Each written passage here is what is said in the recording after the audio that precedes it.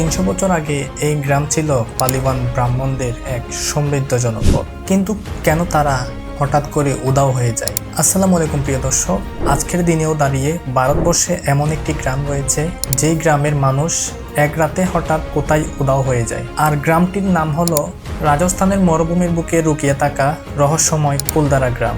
আজকের এই ভিডিওতে আমরা এই গ্রামের ইতিহাস এবং এর পিছনে লুকিয়ে থাকা রহস্য নিয়ে জানার চেষ্টা করব এবং আরও জানার চেষ্টা করব কেন এই গ্রাম এত তাড়াতাড়ি পরিত্যক্ত হলো আর কেনই বা আজও এত বছর পরেও জনশূন্য হয়ে আছে গ্রামটি।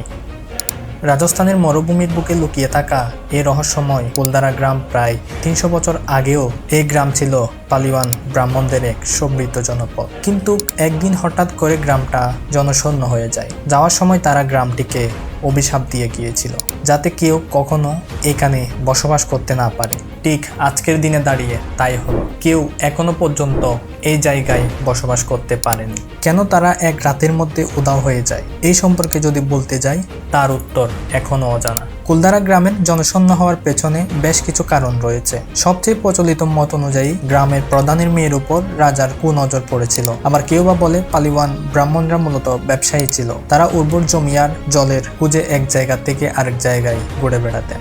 কুলদারা গ্রামও সেই কারণে পরিত্যক্ত হতে পারে। আবার অনেকের মতে 1815 সালের ভূমিকম্পের কারণে গ্রামটি ধ্বংস হয়ে যায়। তবে আসল কারণ এখনো একটা রহস্যময়।